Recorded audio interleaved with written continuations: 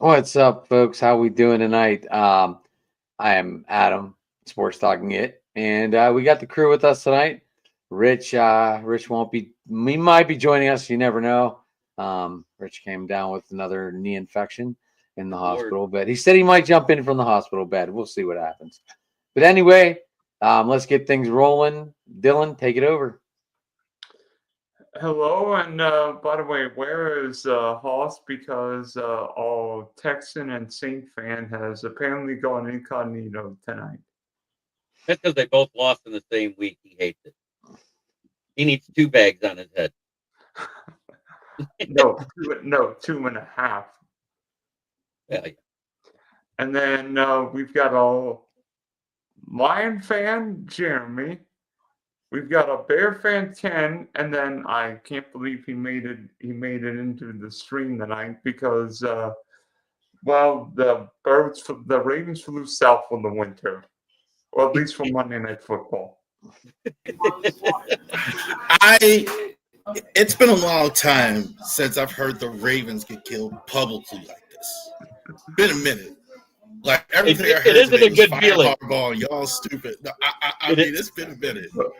I know, Not but wrong. it doesn't feel good, does it? Now you know how Lions fans have felt for the past 50 years. I mean, Cowherd just killed Harbaugh today. Just killed him. What about Pirate I mean, fans? They've been on the same thing. Oh, Jeremy. we're talking football. Oh, all right. Oh, by the way, speaking of your Tigers, what? Oh no, they're falling apart.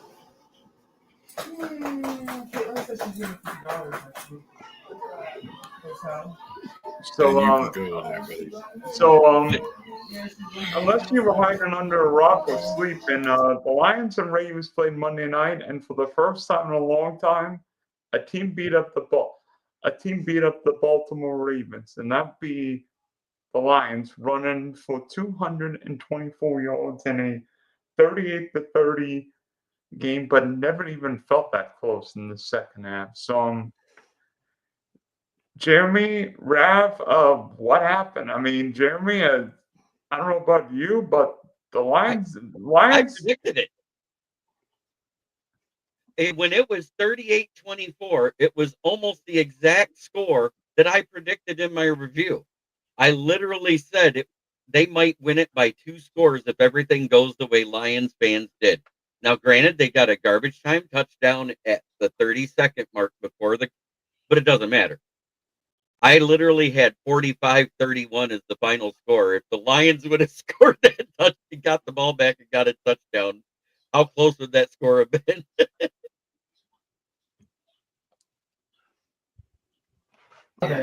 So y'all want me to comment? Absolutely, Rob. Why not? This is your team. That was the worst Ravens game performance I've seen in about 8 or 9 years, and that's not hyperbolic.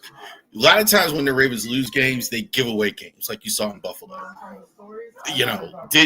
Gave away bad punt, drop pass like that. The Lions just totally whipped the crap out of us. Period. On both sides of the ball. Rames are winning the trenches. Derrick Henry's fumbled 3 straight games because he's facing 10 guys in the box. They're all over the RPO. The defense, I think, has been terrible. That was just bad. The only good I really have was Lamar. Lamar was really good. I think he's holding on to the ball too long, but that's about it. Are we starting to see Derrick Henry's age finally catch up to him a little bit this season, maybe? No, the fumbles he's had, if you actually watch them, they have been great defensive plays. It hasn't been just because he's been haphazardly holding the ball and just dropping it everywhere. What I saw in week 1, Ed Oliver put his helmet on the ball, and it was a perfect hit. That's what popped it out in week 1. He had a fumble against Miami that let them get close. And that was another guy punching it out where he fell to the ground. And then we saw Aiden Hudson get a perfect punch out, something he doesn't do a lot of. So what you're saying is his age is catching up to them, because back in the day, you didn't punch the ball out on Derrick Henry. I don't know. And it's funny. I did the instant reaction last night, and Josh asked me the same question: Is the age catching up to him? I'm not there yet. I think he's facing 9 and 10 man fronts a lot. I mean, a lot. They're on that RPO. Years ago when I saw the Rams play, and then all of a sudden it became this mediocre team. Teams start just sitting on those routes, and teams are just waiting for this RPO the Ravens are doing. They were just crashing it in at this point all night. But Ralph, and I think Joe will agree with me on this. Hey, Joe, good to see you. Hey, good to see you guys. I think Joe will agree with me on this, is that this is nothing new to Derrick Henry. Derrick Henry's been facing that for years, and we've never seen him have the kinds of issues he's having this season. What about his 12 fumbles on the year that he set the carry record?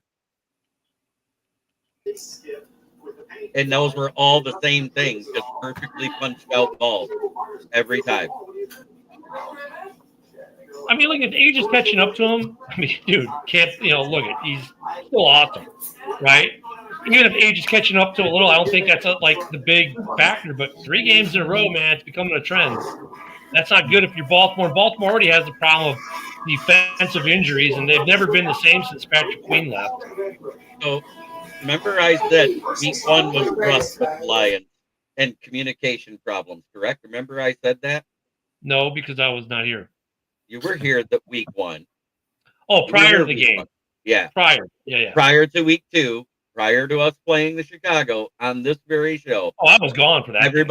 Everybody asked me about the Packer game and what happened. I said we were rusty. They didn't play the starters enough, and they needed to work on their communication. What has that O-line and defense done since? Well, look, it's like the Bears. The Bears and the Lions, same thing. I chalk it up the same way, like for both teams.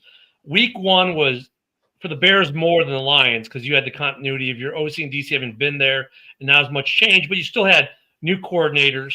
You had new offensive lines and communications. Look at Bears in week 1, 7 procedural penalties by the O-line in week 1, 0 in week 3. I mean, both teams, you're starting to see the lines and the offenses sink in. Now for the Bears, our problem is our run defense absolutely is horrid right now.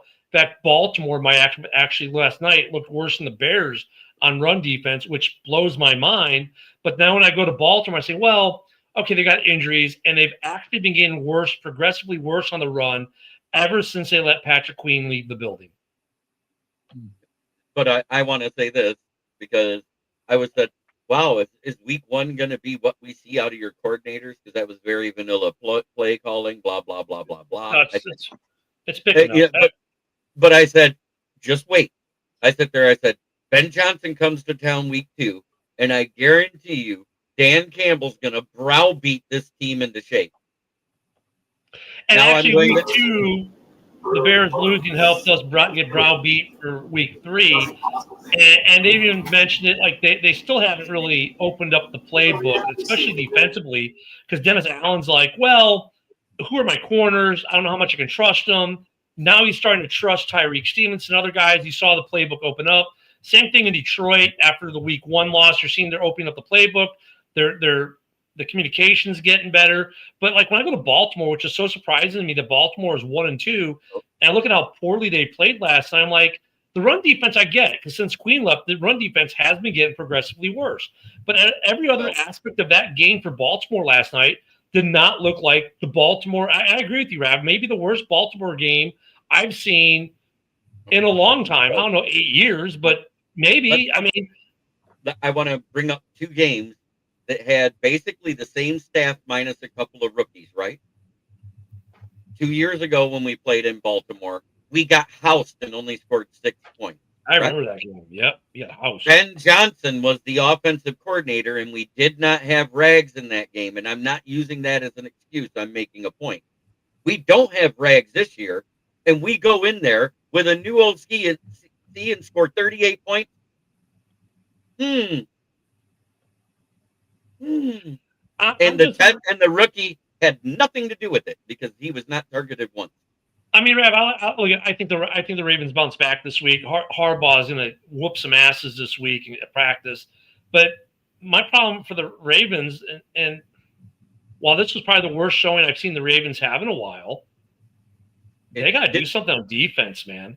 It didn't help that Matabuke and Van Noy was hurt. I'm not giving them the excuse because next man up mentality has won games, but that was a huge loss to their run defense and their pressure because he collapsed the pocket from inside. Matabuke being out. Go ahead. I'll say Couple something things. that I heard on. I'm sorry, go ahead. Go Let you go ahead. To the Lions here, and again, good to be on here. They were talking about how, again, new coordinators, and they saw the same exact things they saw with the old coordinators. So you know what that means. You know whose fingerprints have been all over this thing the whole time, no matter who the coordinators are? Some guy named Dan Campbell. And a testament to him because, again, the same exact stuff you saw with Ben Johnson and that you're seeing now. So this guy is fully into it and fully to, I don't want to say to blame, fully to credit for what the Lions are doing now. So I'm sorry, I'll let you speak. No problem. I agree. One, I was super impressed too with Calvin Shepard, the D coordinator last night. That guy impressed me more in one game than I have been with Zach Orr in 2 years. That guy, he looked like he was ready to put pads on. It really reminded me of like when Mike Tomlin first started coaching with all of his energy and everything he had. That's exactly what it looked like. And Dan Campbell on that fourth down, there was never a doubt in my mind he was going for that. That's what he does every time. I knew he was going for that. No hesitation, and he for sure called that play. That was just. And they pulled some Ben Johnson. The defense was terrible, huh? They pulled some Ben Johnson plays out of the playbook too. Yes, I mean Ben Johnson's fingerprints are still all over this offense. It's just you got a different guy calling it now, and the new guy's got to come up with some new trick plays of his own. Joe, I don't know if I completely agree with what you said. I think Campbell gives him the moxie, gives him the certain elements, but this offense has still got Ben Johnson's fingerprints all over it. It's just a different guy calling it. For me, that was always a thing. Ravi, dude, your defense, what's the talk in Baltimore? I'm sure they're not bitching about the offense. They're bitching about the defense. Oh, they're on Harbaugh. They're on Harbaugh. You're on the offense. The offense has scored points, and you're not so concerned about Lamar in himself. The line is terrible behind him. I think that's the concern, but you're not so worried about the offense. Defensively, you gave Kyle Hamilton a lot of money. You gave Roquan a lot of money. You didn't have Matabuke or Van Noy last night. You spent your first picks in the draft on defense, and you got gashed for over 200 yards. That's unacceptable. That's I don't know how else to put that. That's just great. Now the Lions have a great that offensive line is really good for the Lions still. Trey Ratledge was just kicking a lot of tail last night. He was our second highest rated offensive lineman according to PFF. The highest, of course, was Penei Sewell. Then it was him. Then it was Decker. Then it was Mahogany. And then last place was our center. But yet there wasn't a lot of pressure because our QB was only hit 5 times and 0 sacks. Whereas on the other side of the ball. Was this the first game in like 24 games where the Ravens didn't have a sack? Did I read that somewhere? Yeah. First game in 24 games. It's also the first NFC team to win in Baltimore. They are 2-1 in Baltimore versus NFC teams since they've been around. Lamar Jackson with 4.2 speed, 4.3 speed, got sacked 7 times. Jared Goff, none. Not once. Barely pressure. Man, Ravens defense, man. 9 tackles for loss, 7 sacks, 9 QB hits. I must say, I don't know. Maybe it was just me watching the game, but could the Ravens have scored too quickly with how pitiful the defense was last night? Oh, that first score that they had? Or you're talking about the first score in the second half? Any score. It seemed like Baltimore scored too quickly. They need longer drives. And it's funny because the Bears were having the same kind of issue against Dallas. And like Tom Brady would say, man, they need a long drive. They have not had a long drive this year. And then what the Bears do, no sooner he said that, they railed off the longest time-consuming drive of the season to date at almost 10 minutes. Yeah, I saw that. And that's what the Ravens need to do right now. The Ravens need to look at Chicago. That's what we need to do offensively. We got to slow it up. We need to control clock and give our defense that's very depleted and injured right now recovery time. Because going out there and scoring quick, yeah, it's great. We get the points, but then we're running the defense out right out there just so they can do what? Give them right back. They're going to be war. And the depth right now because of the injuries. They have to slow down that offense to a degree in Baltimore. Not to interrupt, but Joe, just to let you know, the Pirates just beat the Reds. That's good. I know they were winning. I saw that, but I didn't know if it was a final. Well, I don't know where to see it, but I see it. Well, hey, Josh, I don't know who Danny Dimes is, but I do know who Indiana Jones is. Right. But I want to say, I have been the only one on my show that picked the Colts all 3 weeks out. And I didn't even stutter. I was like, nope, they're winning. Yeah, I don't know who Danny Dimes is. Until I see them lose, I'm picking them again. Oh, they're the surprise of the season right now. I mean, they're looking great. But The Colts are going to get tested this weekend against the Rams. Dude, it's Jonathan. All I got to say is this. On a contract here. All I got to say is this. How about them boys? Hey, there was somebody on this show last week that actually said the Bears were going to win that game. I don't remember who it was, but it was you, Joe. Smart person. It was me. So I knew it. It's the way the NFL works that, again, the Cowboys on paper should have won that game. But the way the NFL works, and it's worked for the 50 years that I've been watching it, the Bears were going to win that game. Now, I didn't expect them to win it by that much. I thought it was going to be close. I saw even the game we lost against Detroit, which I didn't get to see the whole game. I got to see highlights, look at stats, all that. Look, it was 21-14 until the refs completely blew that call that gives Detroit the opportunity to cash in to go up 28-14. If they go to halftime 21-14, that game maybe looks different. It's not 52. It's not the score it ends up. Maybe it was a closer game. It might have been a field goal game, whatever. But even in that game, you were starting to see progression with the offense. And that carried through to the Dallas game. Now look at Eberflus. I don't know why. Caleb better than any defensive coordinator in the league. Why you run a zone against him and let him pick you apart all day is beyond me. But there's progression, right? Defensively for the Bears, that's been my worry spot this whole season. I haven't been worried about the offense. I'm worried. Look at Gentry's going to have a good game this Sunday against Chicago because the Bears can't stop the run. Had it not been for Tyreek Stevenson having a hell of a play where he said, "Oh, give me that football, thanks, I'll take it," that was a 20-yard run.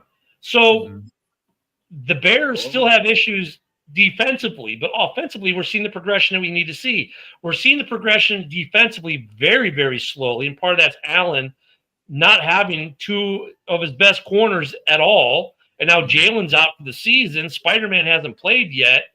If he comes back this week, but you're starting to see Allen open up the playbook, saw some of those blitzes against the Cowboys, so they're getting there. It's kind of like Detroit, except a little bit behind, right? Because Detroit already had some establishment.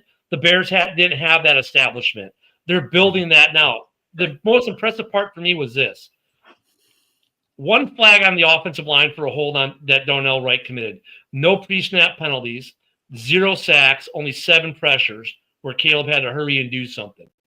And you saw that even in the Detroit game. They protected him better even in the Detroit game and had less penalties than they did in the Vikings game. So I'm not surprised the Bears won. Look at Bears got a winnable game this week. We can go in the bye 2-2. I'm happy, right? I think if you're 1-2 right now, don't freak out. If you can go to 2-2 to week 4, you're good. And a lot of these 1-2 teams will have a good opportunity to be 2-2 this week. Conversely, the Lions are probably the only team right now that are 2-1 or 3-0 that where I could say, hey, you know what? You should be happy because I think right now they're the best team in the league right now. The way they're coming together with that new line, the way the coordinators have picked up the slack and put their footprint on it and made good play calls, they are looking like the Lions of last year. The Eagles have had to struggle more to win this year. The overachievers have shown they were the overachievers. Green Bay, yeah, great. You played a great defense, but dude, you lost to Cleveland. That has no offense. Mm-hmm. Everyone has a bad game. You know, I mean, and look, the Steelers, they're interesting because, like, the defense hasn't been winning the games. Rodgers had to win them a game. And they've been kind of up and down in both. They haven't figured out which is what yet. So, I mean, right now, to me, the Lions are the best team in the NFL right now, even though they're only 2-1. And they're probably the only team where I could be like, okay, I guarantee you they're going to make the playoffs with a high degree of certainty. Everyone else, I've got question marks, even the 3-0 teams. Here's the crazy thing.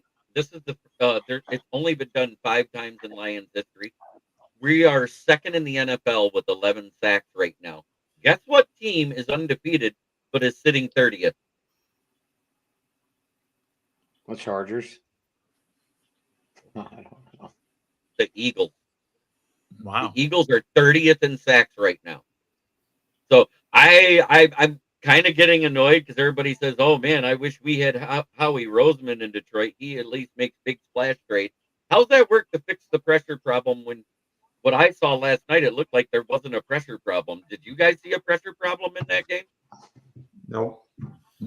I sure as hell did. Yeah, I think they're sacked. The Bears. That's why I have such consternation about the Bears' defense. They got 2 sacks against Dallas at the end of the game when they could tee up and they were up by 2 scores, 3 scores at that point.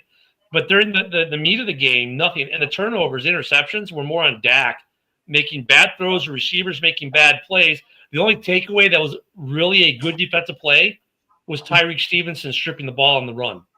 Slacker. That's a slacker. That's a bandy. He only wants to hop on when one of them wins. Well, look, I mean, the Saints aren't going to ever win.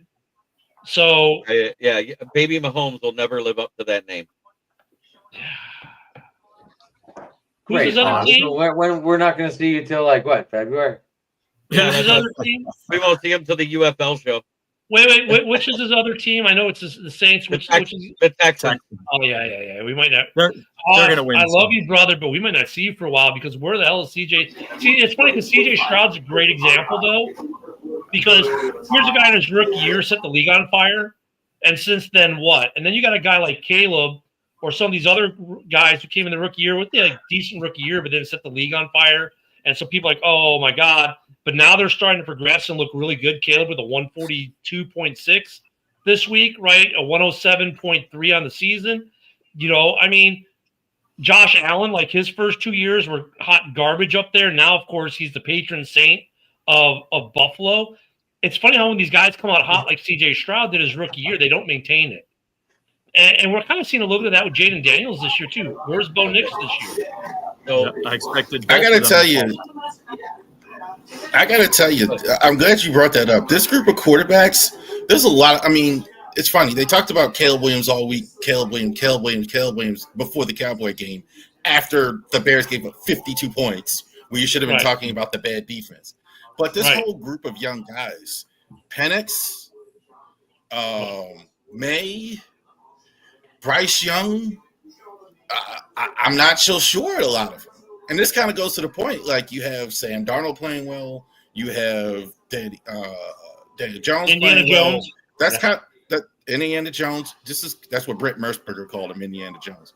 That's kind of the symptom. It's funny I didn't even Brett Merceberger was still alive. Yeah, did you guys see what I did with my background? I do. Yeah. I think that's hilarious.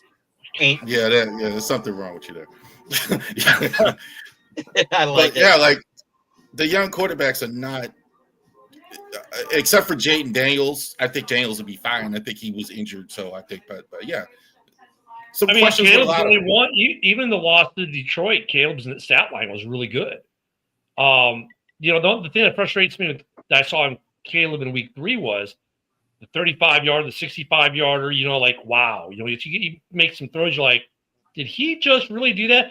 And then it's like the easy throws. He's like bored.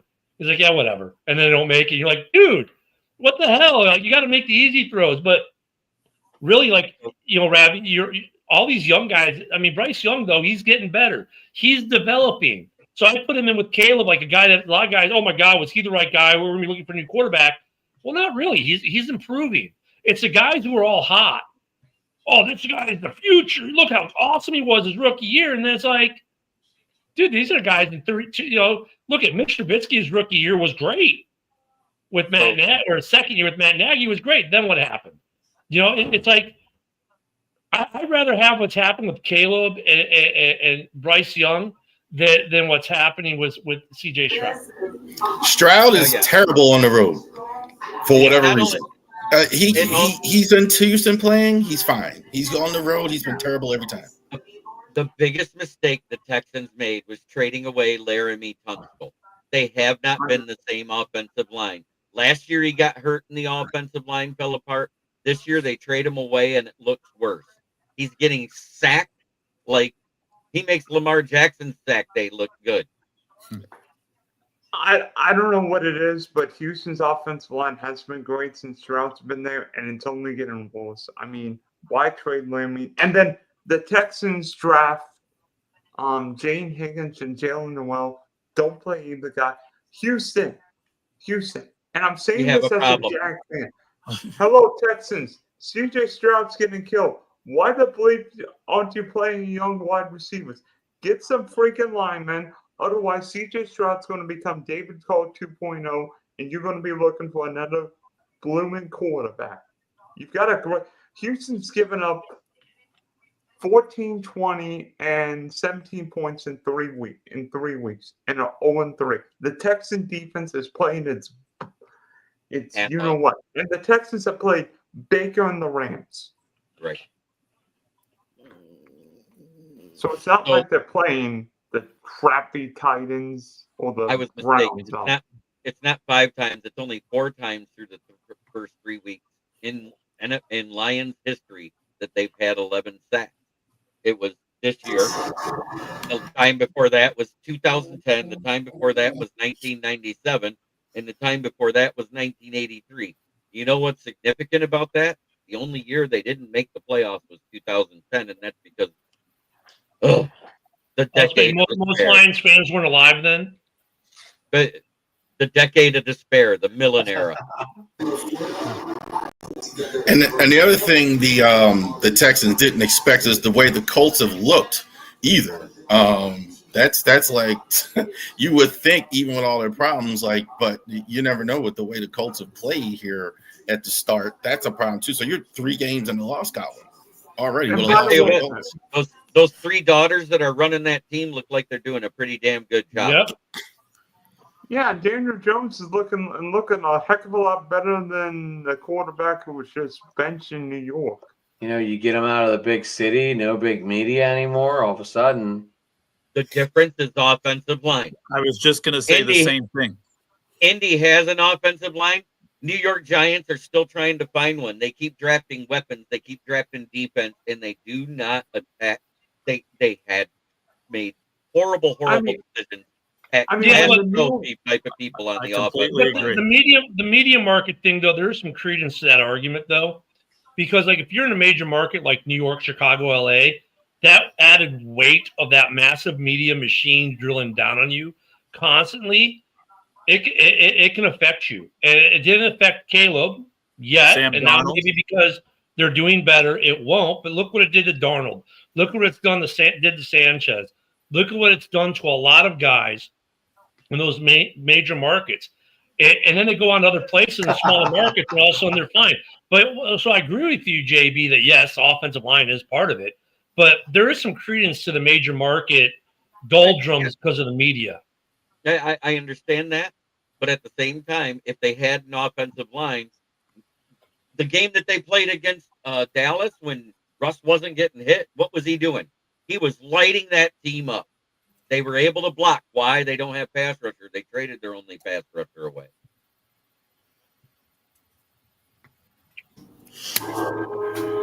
Russell, getting rid of Russell was the right choice, though. It is. I mean, that's just you get those guys in the locker room going to be looking at Brian Daboll had he kept going with that. I mean, Russell wasn't giving you anything. I look at Russell and Joe Flacco with a lot of sadness. I watched Sunday Night Football. That might have been the worst game I've seen all year. Hey, I'll tell you what. I don't think Dable made that call. This morning, he was quoted saying it's not off the table. And also this afternoon, the change has been made. That was the GM saying, you're starting Dart. I think that was a GM ownership call. I don't think Dable made the call. I think he was forced to make this call. I think his seat is so hot right now, you can smell the smoke coming off his pants. I said the same thing on our podcast tonight. I said, when you got jobs on the line, if my job is on the line and as a Giants GM or a coach, what am I going to? I got two choices. I could trust Russell Wilson to get me off the schneid and maybe save my job, or I could roll the dice and have some young hotshot prospect. If it's me and I'm going to go down, I'm going to go down swinging. And excuse me, Joe, if I may, because we talk about this. And Ken, here's the thing. Joe and I know a lot about their head coach and the GM because they were with us. They were with the Bills. Yeah. They got. You gotta remember, you could say what you want about them with the Giants, but they were a huge part in what happened with Josh Allen and everything, which is so they learned from McDermott and Bean how to do things. So they're not dumb in terms of like, we're not going to do things that are going to cost my job. And one of the reasons why, and here's why Jackson Dart can save their job. You know why? He's not Shedeur Sanders, because think about it. Imagine if that draft where they took at 25, remember, it came between Shedeur and Dart. So if Dable and Shane know taking Sanders in that situation, not a good move, not the right guy for the Giants. Jackson Dart, they felt was the better guy for the Giants because Dable said he reminds him of a young Josh Allen. He's got the moxie, the swagger, he plays like him, So that's why they took him, because they wanted their own Josh Allen. They didn't want the headache with Shedeur Sanders. So luckily they took him. And imagine if they took Sanders instead of Dart, where they'd be right now. Yeah, but Dable's got another issue. His defense is underperforming as well. I think they're going to develop as time goes on. They're very young. I think they're only going to get better. But again, the line, I'm not so sure about that. Again, Jackson Dart's going to have the same offensive line that Russell Wilson had. But again, if I'm living and dying with one of those guys, it ain't going to be Russell Wilson. Russell's is just absolute nothing. He's not giving you anything. I don't be a better quarterback than Russ at this point. Here's the other problem with Russell. This is a younger guy's league now, Raph. That's why. And I don't know why this is. People do not like him. I'm talking about personally. In Seattle, they kind of flame him up. In Pittsburgh, they don't like him. Wherever he goes, in Denver, wherever it is, I don't know what it is. That's like not going to work for a quarterback. This is a unless younger you're Aaron quarterback. Rodgers and you're a Hall of Famer all your life. With the exception, right, Rev. With the exception of Rodgers, this is a young quarterbacks league now. That's why. Well, Matthew Stafford. With him. I just got a trade offer, and I don't know if I should do it. I was talking. What's the offer? I got to give up a second-round pick for Geno Smith. You're doing the same thing that I do to you guys, huh? What?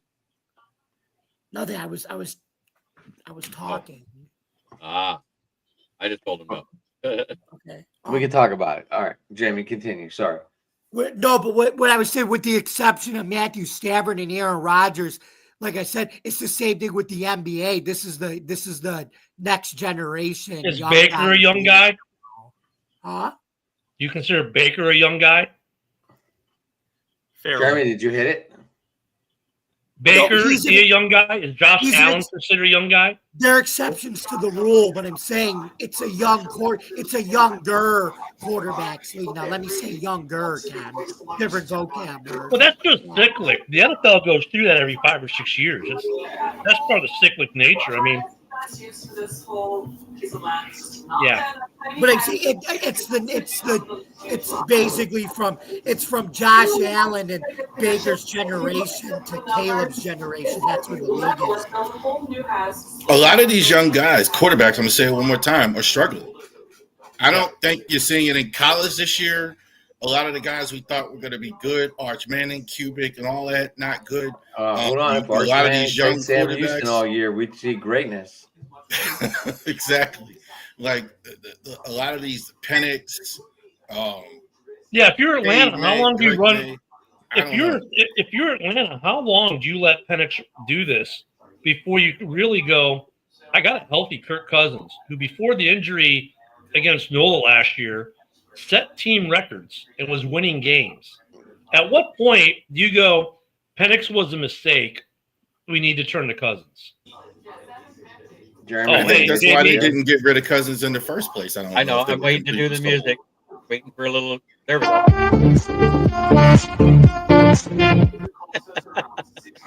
Smoking Dad has entered the building. Guys, I'll tell you what's happened. The Atlanta Falcons are not benching Penix. The Atlanta Falcons kept Kirk Cousins because no one wanted Kirk Cousins. That's not true. That's not true. They did not want Kirk Cousins' contract. They didn't want the contract. And we talked about this, Dylan, on your show, on the show we did before this. If the Browns are in the playoff hunt at the trade deadline, right, I could see them making a trade for him, because if they had a good quarterback, a guy like Cousins who wins games, at least during the regular season, right, because, like, here's the thing. His body has not betrayed him in terms of his ball accuracy, his arm, his ball accuracy. Flacco, you can see that where he wants to put it, but his body's betraying him in terms of delivery and execution. We have not seen that issue with a healthy Cousins. If he went to Cleveland right now, they win the division. So I would not say people don't want Cousins. They don't want the Cousins contract. You know what, Ken? I get your point. I would take if I'm the Browns, I'm taking Kirk Cousins' contract, because if you're looking at the Browns' history, I'm not taking another quarterback in the first round. No way. So we're gonna take on Cousins' contract to avoid having to pick one. Well, now you have to start Sanders. And now you can let the two guys you drafted this year sit for 2 years. Exactly. You're in no pressure to start him as long as Cousins is starting to win you games. And now you can get wide receivers and running. Well, they got a good running back now. But now you can start adding weaponry. Because honestly, I think the whole Penix thing is a mistake in Atlanta. I'm sorry. They should have gone with Cousins. Cousins wins. But he started losing after the game. After he basically separated his shoulder and kept playing. Yeah, okay, fine. He's healthy. How you're not starting him in Atlanta is beyond me, because he is a better quarterback than Penix. And Penix, if you look at the end of last year, what did Penix wow you with anything, or is it just because he looked different from Cousins? It's left-handed. He gets rid of the ball fast. What were his numbers compared to Cousins when healthy? Not as good. Penix to me is, I think he's trending a little bit of Justin Fields. He's an athlete. He can really do some things, physically dynamic, but his accuracy just isn't. It just isn't great. And that's in this NFL that we're in. Like, you got to be at least about 65% hitting your guys. Usually, you can't at 55. That doesn't work anymore. You need to be in the 60s. That's the thing. Yeah, you need to be in the 60s, somewhere between 61 and 70. And you'll get some variances there. But yeah, I agree with you, Red. No, look that up. I want to read it. Damn, Ken, that's twice. Cousins should be starting. Next, you're going to say Love is overrated. Hey, I have an interlude question, and we can get back to football. And this question may not sit well with somebody here. Do we have a new leader of the American League Central in baseball? Yes, the Guardians. tied. They're okay. The Guardians I have can't the believe what's tiebreaker. happening. Yeah, believe they're it's a tied. collapse. It's a collapse. Well, I'm sorry. I did contenders on the channel last week. I didn't even put the Guardians in because they were so far back, and the Tigers had to lose so many games. And guess what we got? Like the This would Tigers be have the- won like 10 out of 11. I This mean, would the be Guardians the have won first 10 out of 11. time the ever Guardians a 10 out of 11. team's been down 15 at the break, Rav, and has come back this far. When The you're going to Guardians- look at next year, when you look up collapse, if the Tigers can't win enough to take this back from them, next year when you see the word collapse, the first team that's going to come up is the Detroit Tigers of 2025. Yeah, thank I God mean- it won't be the 69 Cubs anymore.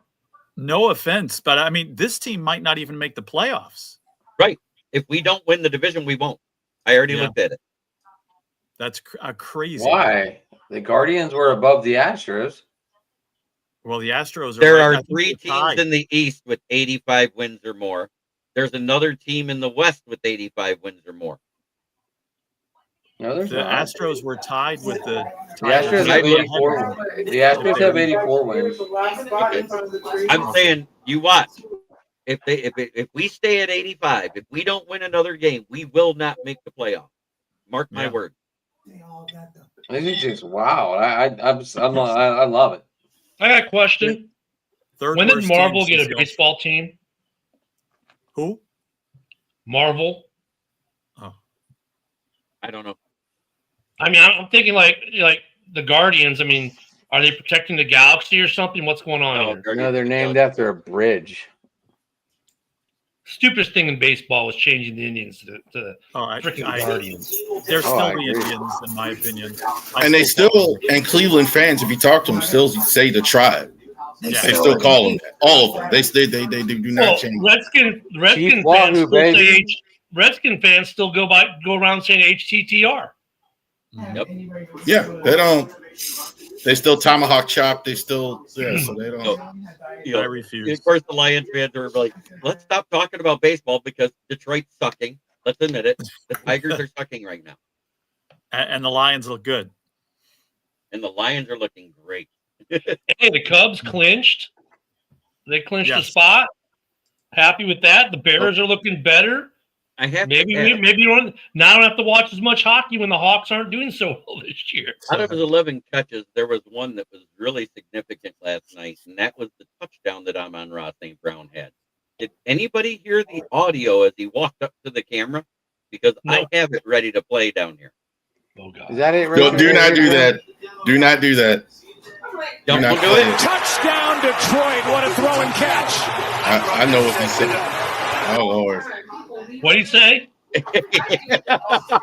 can't believe he did it. Wait, Ralph was talking. I didn't hear what he said. He said I run this SN word. I run this shit and then the N word. I know You know exactly. what I caught that immediately when they said Joe Buck and then Aikman just kind of went right past that. They didn't even. Yeah, I know. didn't They hear just sort that. of glazed over it. They were like, I didn't hear it. I tell you what I liked most about St. Brown last night, and I mentioned this on our podcast, not any catch he made, but making a key block during one of the touchdown runs. I mean, Oh, yeah. they were saying he's not the prima donna wide receiver. He makes the big block to get his, I think it was Gibbs or somebody across. no, it was Loved Monty on the 75-yard run or 73-yard run. He had a key block on Kyle Hamilton because Kyle Hamilton was lined up to make the play, and all of a sudden Amon-Ra lit him up, and he Mhm. ran right by. Yeah, loved it. That was the best I've ever seen somebody play against Kyle Hamilton. Like at Amherst Brown, very impressed. He was very good, very blue collar. I agree with you. Like a lot like Hines Ward, a little bit And there, and then not We not didn't with get all to that see a force. third one-handed catch in a row because they never targeted Isaac Tesla, but all you saw him do was help in that blocking downfield. He was involved in both of those blocks Yeah. downfield. See, that's The why big last one. night's game was a disappointment for me and why the Lions still suck because Tesla didn't get his one-handed catch. The whole game was wiped for me. It doesn't even exist. They suck now. Same old fool's gold line. Sorry, I'm doing a John Dorn moment here. I know. Because Tesla I think did not have a one-handed catch. They're Right. garbage, and now they won't win anything. I think he's going to get a fine because it was part of a touchdown celebration thing, and he said that, and it was caught on film. I'm quite sure there'll be a fine. I doubt there's a suspension. No, it'll be a fine. Where was the production there? Not to, to not Right. to catch Why that did to they- stop. Why If would you you? see somebody doing this in a helmet? You know they're cussing. I'm sorry. If they're nodding their head and walking up, bowing up on somebody, they're cussing every time on the football field.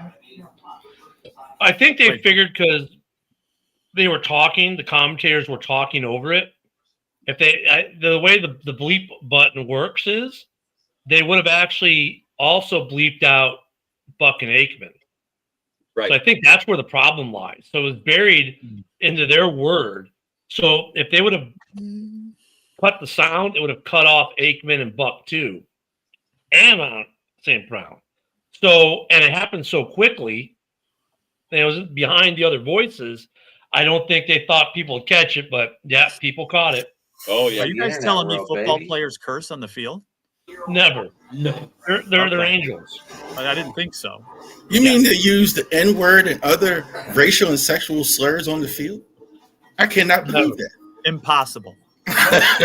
Did you not see the movie Major League? Because he based that off of things that he heard catchers say while he was actually going to spring training. So he was quoting a guy that movie. played Jay Clark. And I remember what he said to get that guy to pop up, the big home run hitter from New York. He goes, "Hey, I know that guy was a personal friend of yours and everything, but he was really close to your wife. And what was he doing with their panties on his head?" And by the way, Ken, why do you have to give my quarterback, your old offensive coordinator, who sucked with JSN, sucked with Roma Duce last day, now he can't get Trevor and BT going? Wait, Shane what? Waldron. What was that now? Why did you Bears have to give your old OC to my Jags? Come on, man. Dude, I'm sorry. Look at we've been firing them faster than we can hire them in Chicago. And if you come to Chicago and you're getting fired as the OC that quick, I don't know why your team is hiring them. Like, how well did it work out for the Raiders when they hired the guy we fired the year previous? Midway through that season, he got fired. Then you guys are going to hire a guy that we didn't wait a whole season to fire. Like, really? There's your sign. Don't hire an OC that Chicago fires mid-season. With all the weapons that Chicago had, Waldron probably should never get a job again. With all the weapons he had on that roster last year, to get fired at the midway point and have the what was his job? The guy who took it over, like the running back. No, he was like the Thomas Brown. Yeah. yeah. But I mean, I can't remember what his position was, but it was like 4 rungs below him. Clump takes over the position, and all of a sudden Caleb looks better. So much so they make him the interim head coach after they fire Flus. And you're like, yeah, that's the OC I want to hire. That's where you made your mistake. You should have hired Brown.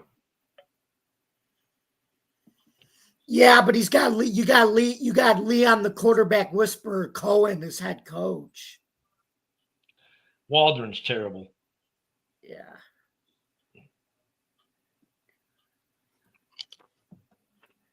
All right.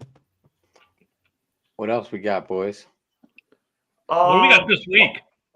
While we're at it, Well, I want how about them Panthers? I want everybody to give they their finally- top 5 power rankings. They finally played ball, Jeremy. I Yeah. want everybody to give their top 5 power rankings. And I'm thinking a number between 10 and 38. Hold on. 27. Hold on. Jason is at work, so he can't be here tonight. Just letting Jim Jackson know why Jason's not here. 14. I said 27. What are we doing?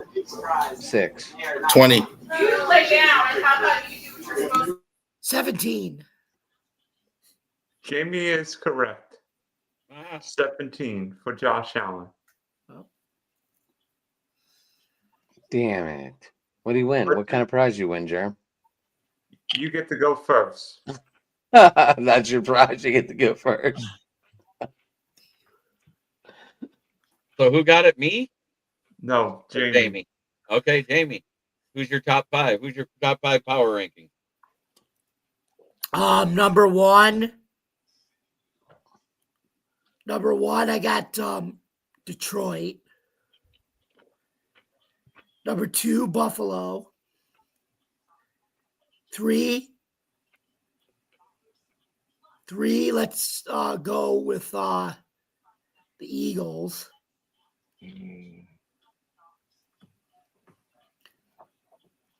4, the Rams.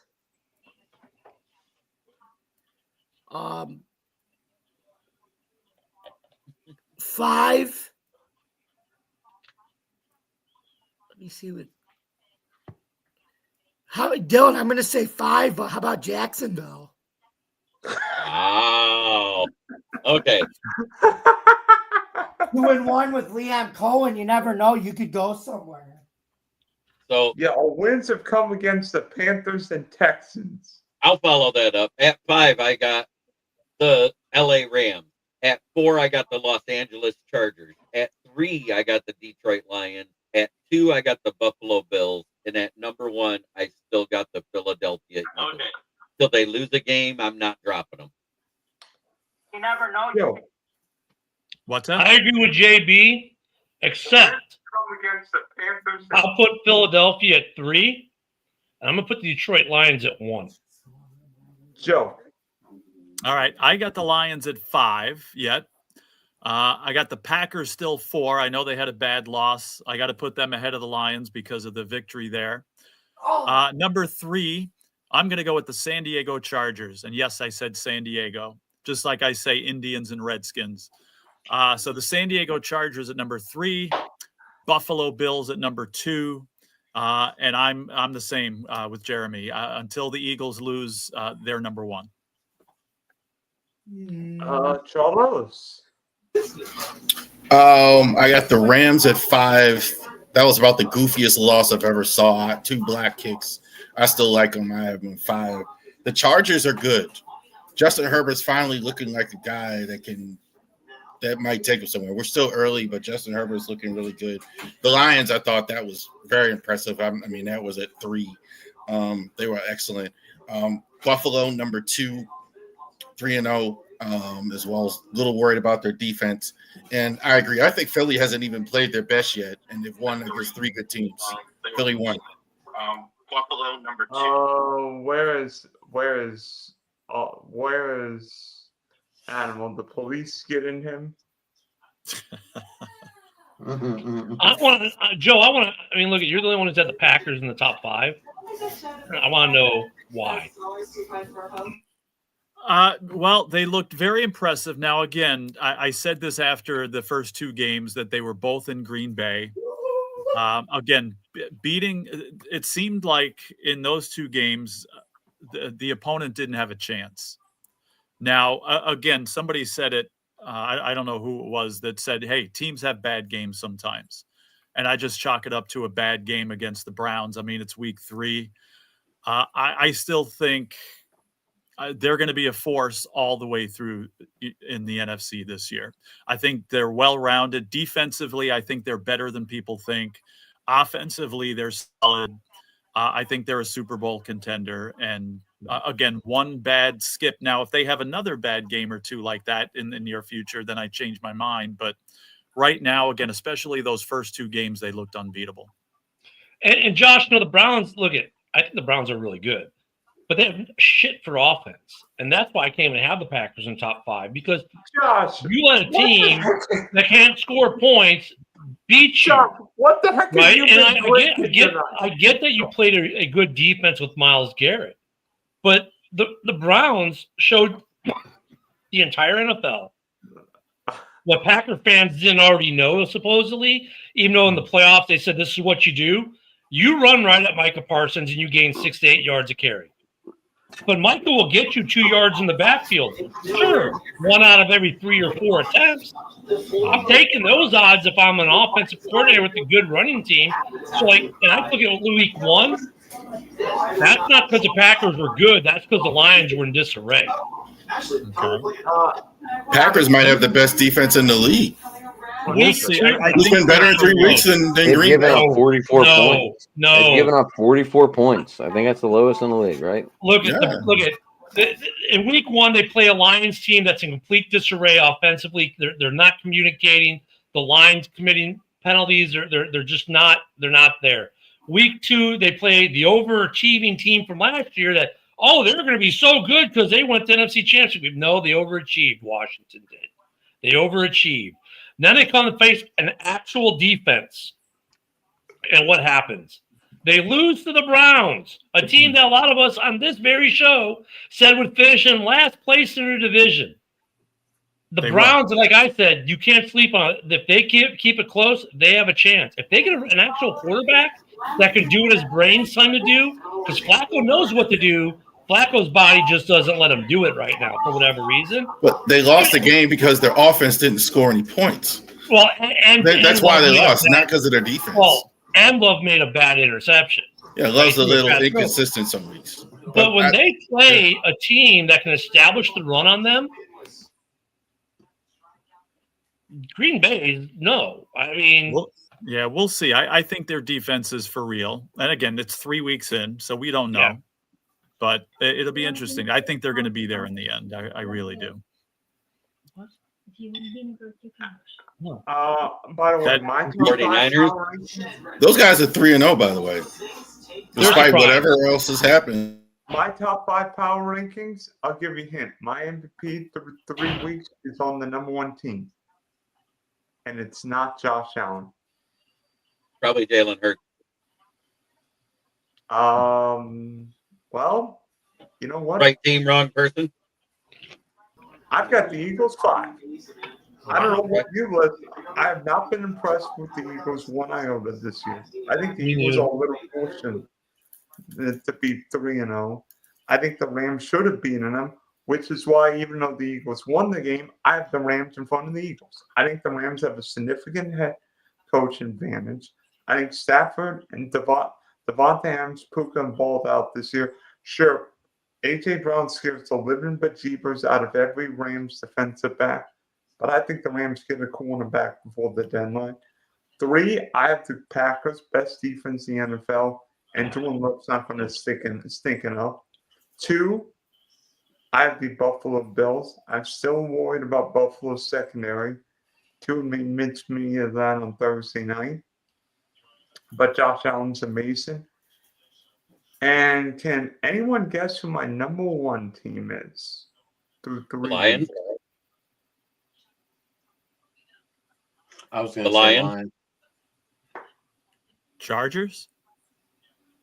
With the MVP of the National Football League through 3 weeks, the Los Angeles Hallballs are number 1 in the Smoky Power Rankings. Nice. None of y'all pick Kansas City. Hell no, they're no! declining. They're declining. I mean, we've seen last year they clawed and scratched and got these 1-score victories. This year they're not getting those 1-score victories. I mean, the decline was evident last year.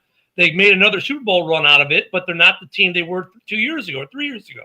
What I'm still amazed is that 2 people on here think Green Bay has the best. Look at Green Bay doesn't even have the best defense in NFC North. The Vikings have a better defense than Green Bay in totality. So wait a minute. The Vikings made Jake Browning look like he was who was the Buffalo Bill quarterback that threw 5 picks and a half? Nathan Peterman. Oh, Nate Peterman. Yeah. Oh, by the way, the Vikings, have a guy in their roster who broke a PFF record. The first perfect score in PFF history came from a Vikings cornerback that none of us know his name, of course. But still, I mean, look at the Packers. What's his name? I can't remember right. What is his name? You know it, JB. You posted the meme, didn't you? No, I didn't vote that one. I can't remember his name. I'll look it up in a minute. But look, the Packers add Micah Parsons, and all of a sudden, oh my God, they're the best defense in the NFL because they added Micah Parsons. Why? If you can run on Micah Parsons, You've just negated him. That's been the story on him his entire career in the NFL. People have known this. The Vikings have a much better overall defense than the Packers do. Great. Yeah, fine. The Packers got Micah. He's a stud. And Rashawn Gary's been playing a lot better since they got him. Their secondary still sucks. Their linebacker core is mediocre, which has been playing better since they got Parsons. But all of a sudden, the Packers are the best defense in the NFL. They're not even the best defense in the North. Rashawn Gary looks like a totally different player. Like with Parsons there, he's getting singled, and he's just having a party in himself. He was getting double for years, and now he's got help. Right. But how much help did that work last week? Their defense played well against a shitty Cleveland Browns offense.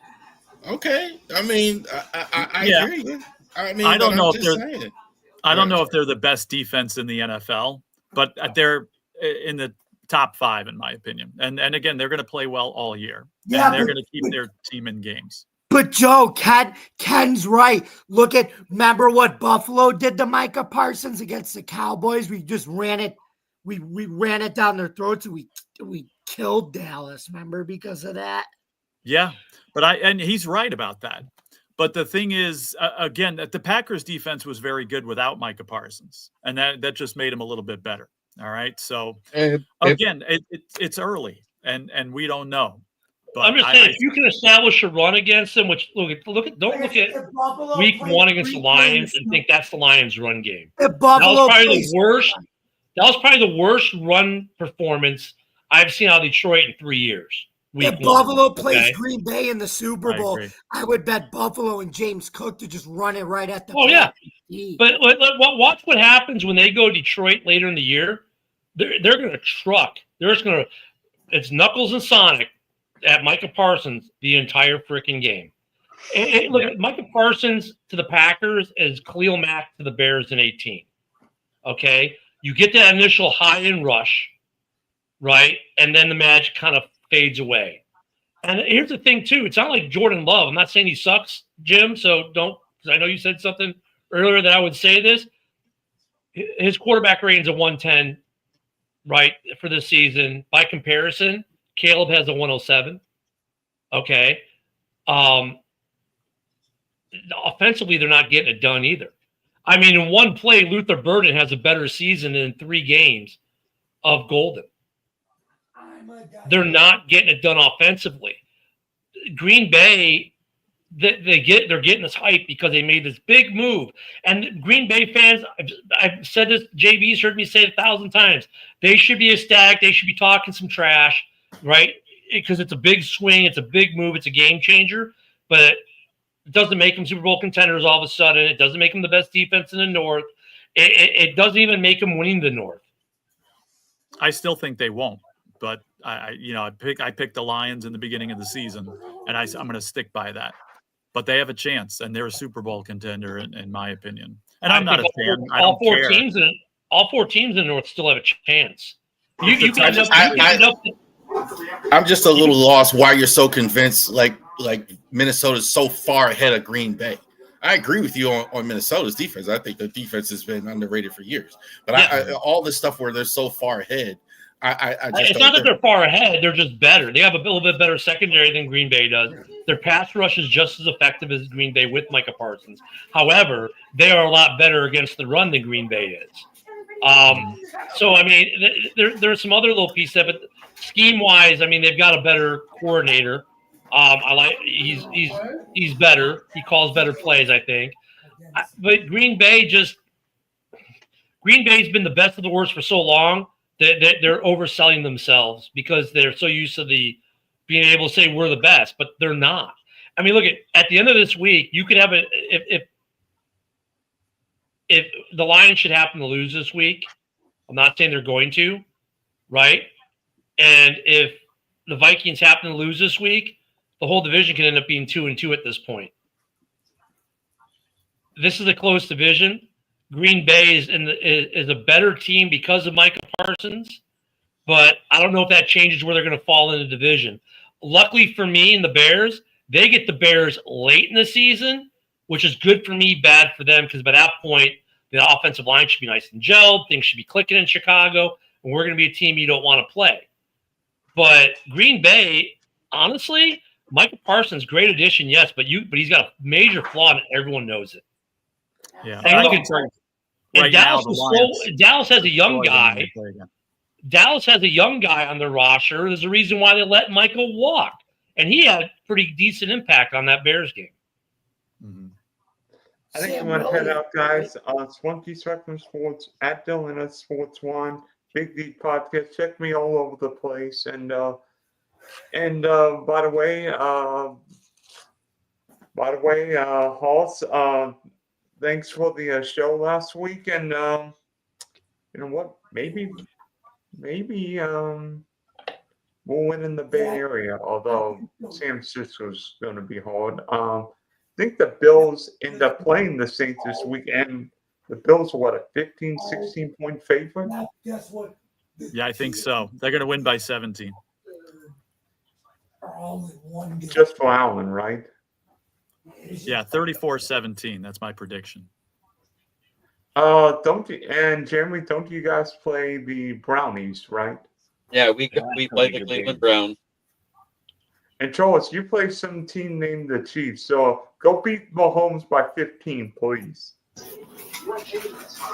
Yeah, they're going to be pissed.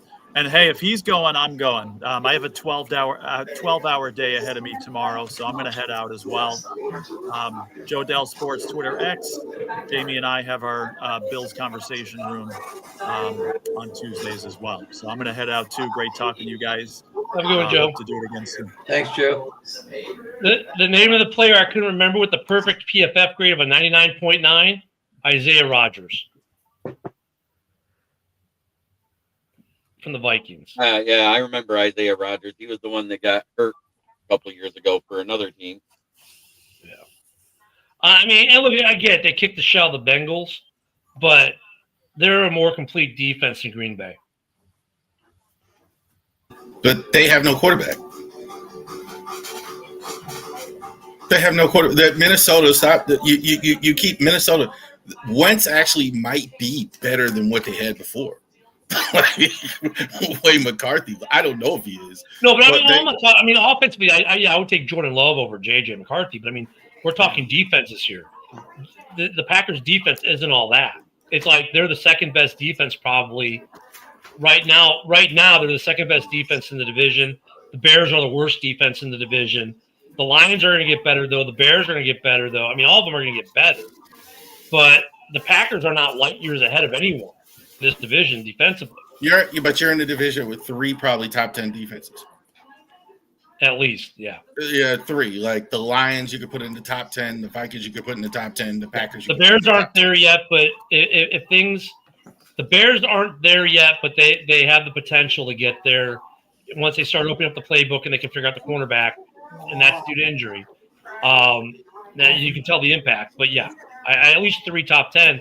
But like some people in the Packers are the best defense in the NFL. No, they're not. Cleveland's the best defense in the NFL. And they have no quarterback either. And they have no quarterback either. They have no. But Joe Flacco is one of my favorite Ravens of all time. I mean, you know what's funny though? They have none. I have a nickname for him, and I've used it the last 3 years. Joe Every Placid. time he gets signed, Joe Placid. They call him off the couch. He takes a Viagra and gets in the game and wins games. Yeah, we need to take some Viagra and some Hims at the same time because the Viagra doesn't seem to be working too well for him. You know what's funny though? The two best defenses in the league are two teams that need a quarterback or don't have a quarterback at the moment. The Vikings and the Browns. Browns defense isn't super fantastic. They just got Myles Garrett, who's beyond fantastic. That guy, like, you can't even put two or three guys on him, and they still can't take him out. Matt LaFleur had, you know what's funny? Matt LaFleur had a whole half of his call sheet that were plays when Myles is not in, and even when he ran those plays, the Browns defense stopped him. So yeah, I agree with you, Rav. But even without Myles Garrett, that defense. Oof. They're decent enough without Myles, but it's Myles. That guy is like he's probably, if they were to give a defensive player MVP, which they never will, for sure it'd be Myles Garrett. He just blows up everything. So here's the question, though. Speaking of stud defensive players, so how long before Cincinnati becomes a fire sale at defense? This offseason coming up, they will not re-sign Trey Hendrickson because they don't have the money to do it unless they restructure everybody. I mean, at this point, though, I mean, look at the way they look this week. I would say, hey, Joe, don't even bother coming back in December. See you next season. Get that number 1 pick, trade it off, get a bunch of offensive linemen in the draft or whatever, and trade Trey Hendrickson for a second-round pick and get something for him. He's a free agent next year. I don't think they're throwing the towel. You could trade him. You could still trade him this year. Oh, this year. You're talking about this year. I was saying, yeah, he just signed that big extension, and there's not a lot of teams that have the money to get him. Dude, I mean, they signed that big bonus. Dude, but if you had to move money around, your GM would figure out a way. Brownies actually hasn't been not Brad terrible Holmes. in terms of wins losses for them in recent years. I don't think they're going to do it. I think that's a little premature yet for them to give up. Like he could get them to 8-8 or 9. Dude, Cincinnati looked like a JV football team this week against Detroit. Some teams do, though. I mean, they just have bad weeks. I don't think they're as bad as that. I don't think they're as bad. I don't think they're in the New Orleans category. They have no defense outside of Trey Hendrickson, and now they got arguably one of the best quarterbacks in the league gone. Dude, if they win 4 games without Burrow, that's successful to me. If I'm them, I'm shutting Burrow down, like not even risking it. Just shut him down for the year. He's out, 3 months, right? Is that what it is? Just why even bother coming back? 3 months. Just shut him down. Just shut him down, and then if you get the number 1 pick or number 2 pick and trade out of it, and get maybe look, if you get the number 1 pick, the Bears set the standard. You're going to get a player, a number 1 swap for this year, and 2 more number 1s. So great. And that player you get, the Bears got DJ Moore, a bona fide 1 receiver. So you're going to want a bona fide right guard, left guard, or tackle or something. Should I do that trade? What? Should I do that trade a second for Geno Smith? I don't have a backup quarterback. No, you should not. Wait. I have Jordan Love, and that's it. Yeah, but you need so you need a quarterback in week 5. Pick someone off the waiver wire for a week. There's none. This league is so weird. How many people are in this league? 12. Oh, geez. Yeah. Take a shot on Mac Jones. If I agree with him, I would take a shot on Mac Jones. He's already picked up. I picked up there's Jake nothing Browning on this waiver wire. It's league. so funny.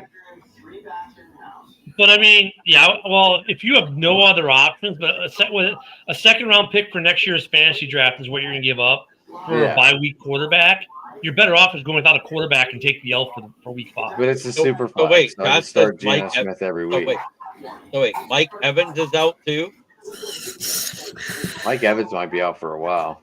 Mike Evans is probably going to miss about 3-4 weeks here. Yeah. Kind of like CeeDee Lamb with his ankle after the Chicago game. Bosa's out for the season. Najee Harris is out for the season. Najee is not going to have him anymore this year. Yep. The only thing that you're going to see of Najee at that SoFi Stadium is his eye. He's keeping it out for him. Signing autographs. That's what you'll see. But Cincy, he missed the joke again. I got you. But Cincy shut down Joe Burrow, trade Hendrickson, get something for him while you can, and draft defense. So O-line and D-line in the draft. I mean, that's what they need to do. Right. I think it's a little early for fire sale. I mean, when's the trade deadline? Is that week 8 or week 9? I think he got 3 or 4 more weeks. Week 8. So if you lose the next 2, you sell. You start selling. Football is not baseball in the sense of I don't think you get much. As much as people talk, I don't think. You sell Trey Hendrickson because you can get at least maybe a second-round pick out of a guy that you have no chance of re-signing at the end of the year. And then, by the way, it makes you worse, which helps you get a better draft pick that you can then trade out of to get even more capital to build that O-line up. So Joe Burrow doesn't get hurt again next year. There are not a lot of great teams. I mean, I don't think the Bengals are that. I mean, look at the Texans. Look at the Chiefs. Kansas City Chiefs. Look at a lot of these teams. Look at that whole South. Again, I'm not so convinced that they're just going to throw in the towel. Teams don't want to do that. Teams don't. No, but I mean, if you know you're not going to have Burrow, and let's say you lose the next 2 games or the next 3 games, you know there's no chance of the playoffs. Okay, fine. Hey, we hate to suck it up like this, but we're not going to do anything with Trey Hendrickson the rest of the year. We're not going to play the playoffs. We're not going to get anything for him if we don't make a move. Let's at least get something out of them for next year, because this year we're not going to make the playoffs. Let's at least try to get a 2nd-round pick or a 3rd-round pick, probably a 2nd-round pick you're going to get, and at least get some value for a guy that's going to get us absolutely nothing in a year that we're going nowhere. Here's the other thing. You're convinced that he's not coming back. And I don't think he is, but I don't think the Bengals necessarily are. I think they might think there's a chance that they could sign him. Yeah, I would not be surprised. What's the record right now? What's Cincy's record? I mean, they're 2-1. Okay, so Cincy's 2-1. Yeah, they're not. So let's say by what week's their bye week? Is it after the trade deadline? Hopefully for them. I don't even know. Let's say come up to the trade deadline. You're at 3-6 or something, or now 3-5 or 3. You know what I'm saying? You might pull the trigger, or if you don't win another game between now and the trade deadline, you pull the trigger on Hendrickson, and then you shut Burrow down. And look, we all know you can make a trade after the trade deadline. You just got to deal with waivers. So but maybe they do it after. That could happen, and at least maybe you get something out of them. But I mean, they've got to do something, because if they play like they did last week, the next 2 or 3 weeks, you're going to hear it. We're shutting Joe down. He's not coming back, and we're trading Hendrickson. I'm just not as convinced of that as you are. I'm not convinced they're going to look. I see that as I see it as a very plausible scenario. Put it that way. I'm not convinced, because look, it's the NFL. Strange things happen. Who knows? They could win the next 5 games. But I mean, they look terrible against Minnesota. Just absolutely horrible. I agree. I mean, I agree with that. That was very Raven Lion like, the way they looked on Sunday night. Not that that was just terrible.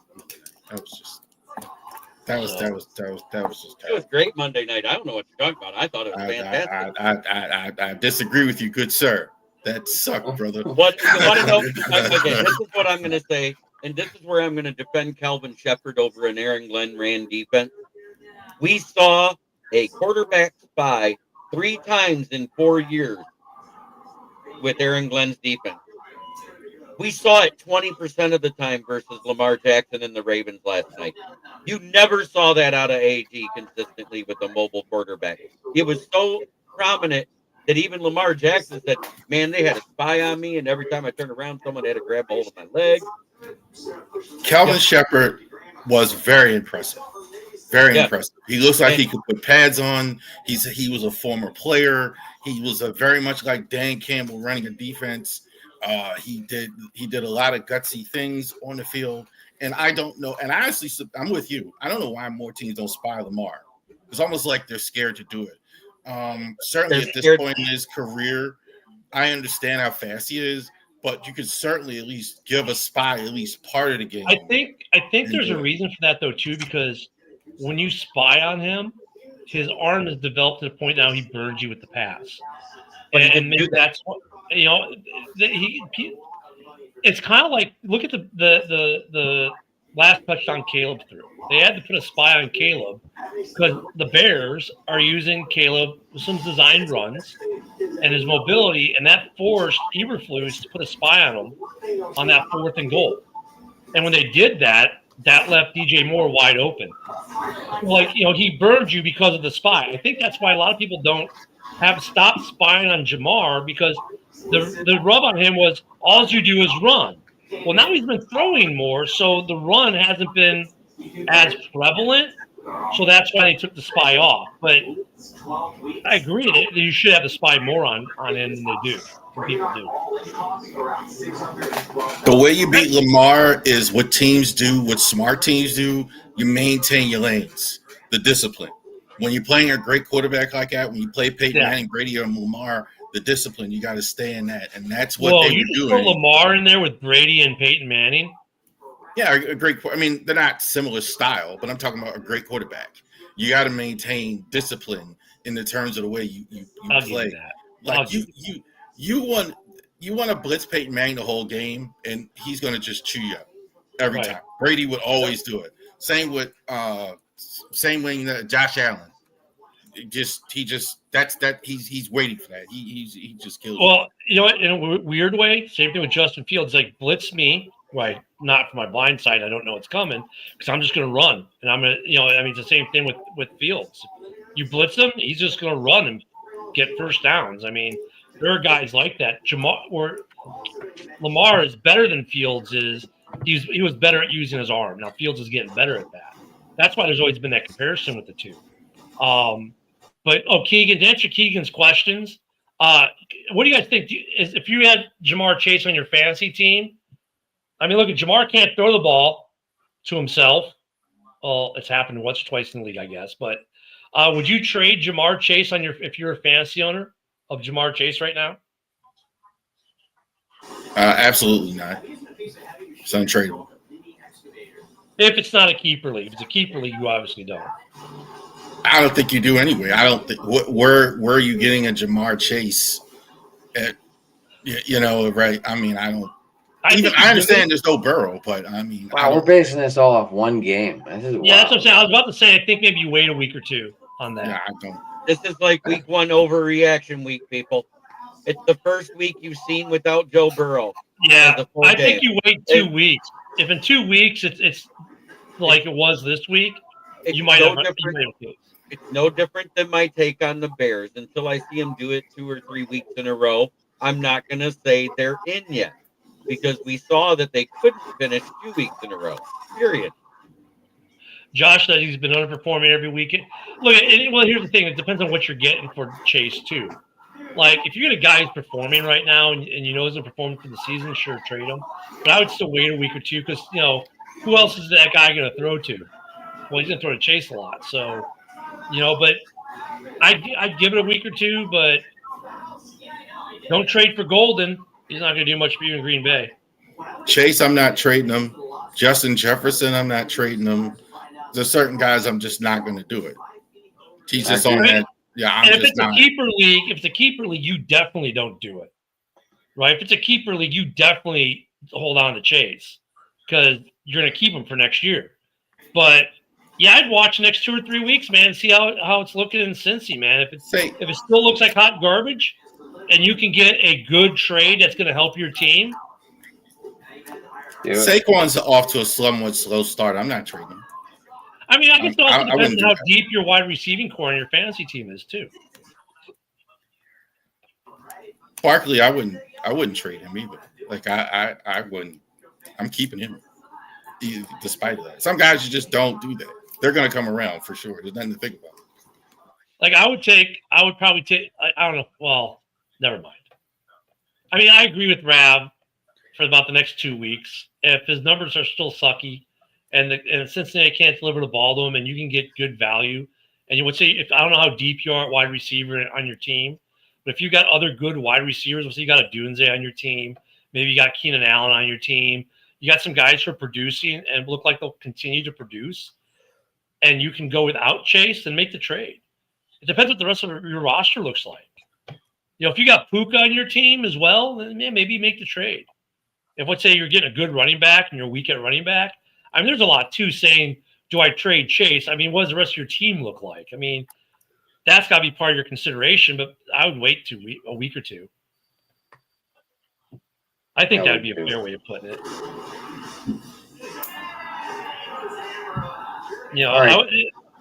That's probably pretty fair. I was just going to say, guys, it's been an hour and a half. I need to go to bed. Unless someone you guys want to keep going, I can get off of here. But if not, Rab, Jamie, you guys want to close it out? I would like to shout out to. Yeah. I'll wrap All it right. up. Yeah, we can go. All right. What's that? Are we doing the normal wrap up thing where we all say Yeah. where we're from and stuff? I'll start. So definitely this week, check us out on the Ravery Sports Podcast. Tomorrow night, we're going to have our regular podcast. We're going to talk about that horrible Monday night game with the Lions and the Ravens. We're going to preview, I think, what we all thought was the game of the year, Ravens in Kansas City. See how we do that. We're going to actually go ahead, talk a little bit about ESPN, what's going on. Molly Karam getting off of First Take. And that goes, the lousy ratings at Barstool is on there. So we're going to talk about that. The FS1 not doing so well with that. Baseball, who wins my awards for MVP, Rookie of the Year in baseball. And we're going to do our last regular season report for the Orioles. Definitely check us out on all platforms, especially Spotify. For those who don't know, audio version is now on Spotify, the Ravery Sports Weekly podcast every week. Hey, Josh, yes to that trade. I would do that. Yeah, I would do that trade too. I was going to say something about it. Yeah, that one, yeah. JB? Yep. All right. You can find me on my channel, which is Kneecap Biting with the Motor City Lions, where I talk about the Lions probably every day. You can also find me on the Huddle Sports Network. I occasionally go on Ken and Ken. I occasionally go here and there. You can find me here every Tuesday on Driving to the Top Productions. You can find me every Thursday night on Fire Up for the South Florida Tribune, which is who I write for under the Motor City Tribune heading, where I do all of my takes on the Lions. I love it. Jeremy, you can find me on JB's. Hold on, real quick. Jeremy, I might be joining you tomorrow night because Rich is in the hospital, so I don't know if I'm going to be able to go. Okay. Yeah, so you'll be able to talk. You'll be able to talk Steelers versus Vikings tomorrow. There we go.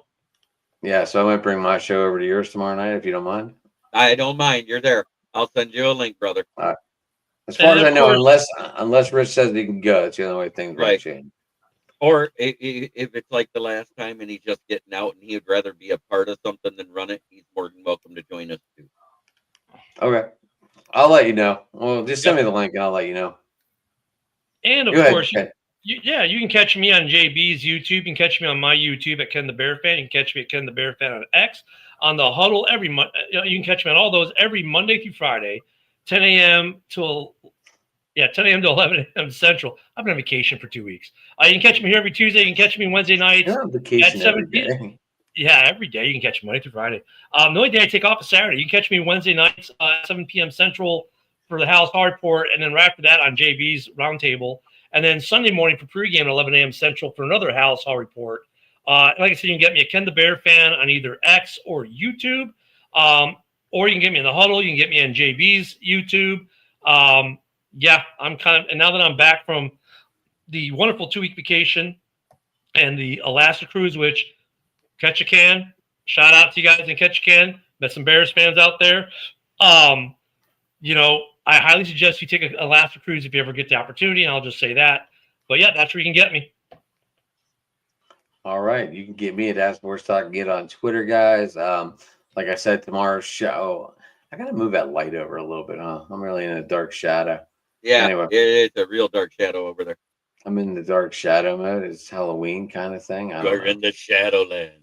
The shadow mode. Anyway, where was that? You can give me at Sports Talking on Twitter, guys.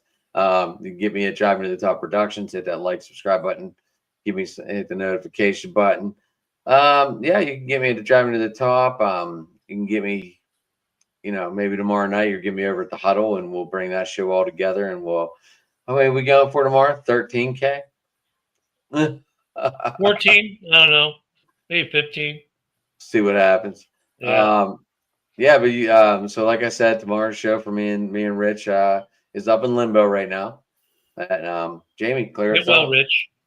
Yes, absolutely, Rich. Get well. Get well, Big Rich. Get well, Big Rich. And now, welcome to the final 15-minute wrap-up with Jamie Malloy here. Let's begin. Okay. I should do that for everything anyway. You guys can follow me, yours truly, at Bill's Chat 1 at Bill's Mafia Chat, and also at Jamie Malloy, the unbiased journalist, at DJ Dog Tags on X. TheFortball.com, and StadiumRant.com, where I write about all sports. You guys can also catch me right here on Driving to the Top Productions every 8 o'clock p.m. Eastern Time. Joe Dalio and I do our Buffalo Sports Conversation Room podcast. We just did episode 5 of season 3 tonight, so you can go catch that out. Every Tuesday night, an hour later, Eastern Time, 9 o'clock p.m., you could join me, Ken, Adam, Jeremy, and the rest of the Driving to the Huddle crew, in this case, for Open Sports Mike, 9 o'clock p.m. You're going to love that show, too.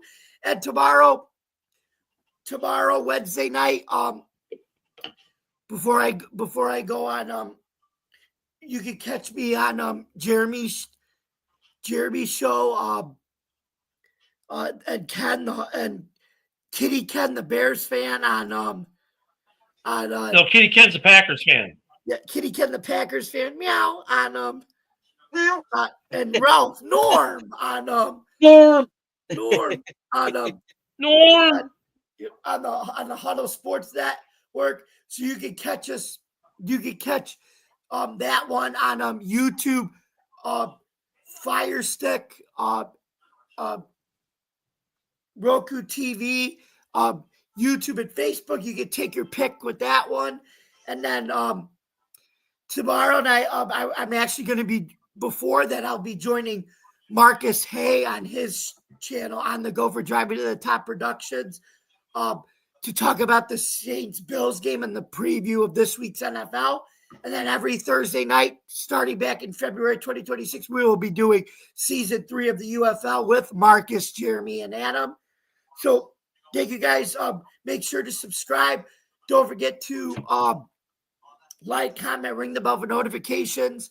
For more content on Driving to the Top and the Huddle Sports Network, you can visit us on YouTube, Facebook, Twitch, X, Roku TV, Fire Stick, or wherever you get your podcast. Thank you guys very much for listening, folks. And for Jeremy, Ken, Adam, and the rest of the Driving to the Huddle crew, I'm Jamie Malloy, and this has been another edition of Open Sports Mike Night, Wednesday or Tuesday night here on Driving to the Top Productions. We'll see you next week, folks. Good night, everybody. Good night. You gonna say it, Charm? You didn't say it. Try every day to be a better person than you were the day before. That's the only way to make the world a better place. It starts right here. Much love to everybody in the chat watching at home. Go Lions, one pride. Bear down. I hear it at hunting camp. Steelers, I don't know what yours is. And wait a minute. I think I have an incoming call from someone. Thank you, Peyton. I heard it. Yeah, yep. And Jamie, what do Bills fans say for their team? Where else would you rather be than right here, right now? Amen. Have a great The night, everybody. Bahamas.